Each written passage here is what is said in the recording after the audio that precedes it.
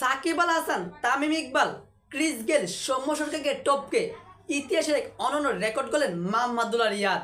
দর্শক, যে প্লেয়ারটা একের পর এক দেশের হয়ে রেকর্ড করে যাচ্ছে, সেই প্লেয়ারটাই যদি অর্থাৎ মোহাম্মদুল্লাহ রিয়াদ যদি একটি কিংবা দুটি ম্যাচ খারাপ খেলে রান না করতে পারে, তখনই তাকে নিয়ে বিভিন্ন সমালোচনা শুরু হয়, আলোচনা শুরু হয় যে রিয়াদকে দিয়া চলে না, রিয়াদের ব্যাটে হিট নেই, সে বোলিং করতে পারে না, সে রানিং নিতে পারে না, সে দৌড়তে পারে না, সে ফিল্ডিং মিস করে, বিভিন্ন কথা, তার ব্যাটে হিট নেই। কিন্তু দিন শেষে এই প্লেয়ারটাই দেশের হয়ে বিভিন্ন রেকর্ড করে যাচ্ছেন।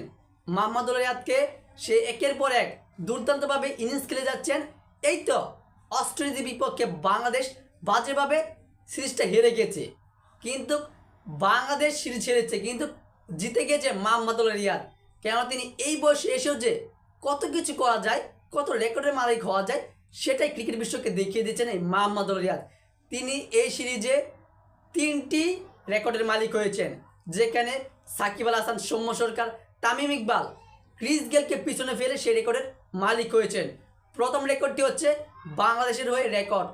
বাংলাদেশ ক্রিকেট ইতিহাসে 8ম উইকেটের সর্বোচ্চ পার্টনারশিপের রেকর্ড হয়েছে 84 রানের পার্টনারশিপ 2019 সালে নিউজিল্যান্ডের মাটিতে। সেখানে সে পার্টনারশিপটা করে সাইফুদ্দিন এবং মোহাম্মদ মিটুন।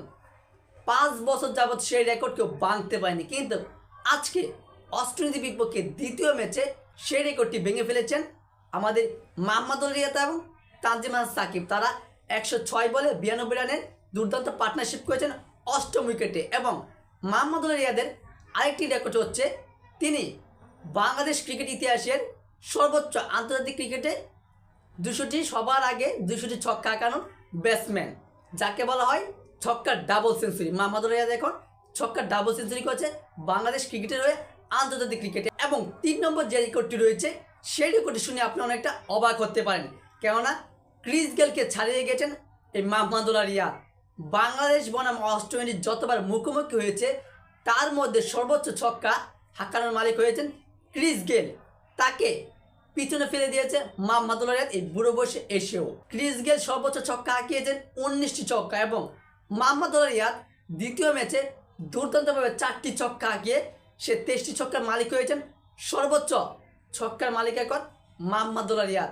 মোহাম্মদুল্লাহ রিয়াদ কিন্তু একের পর এক তিনি দুর্দান্তভাবে রেকর্ড করে যাচ্ছেন। এবং তার নিচে রয়েছে সৌম্য সরকার এবং শাই হোপ, তারা যৌথভাবে 14টি ছক্কা হাঁকিয়েছেন। দর্শক, মোহাম্মদুল্লাহ রিয়াদ একের পর এক দুর্দান্ত রেকর্ড করেই যাচ্ছেন। এ বিষয়ে আপনার গুরুত্বপূর্ণ মতামতটি জানিয়ে দিবেন কমেন্ট বক্সে। ধন্যবাদ।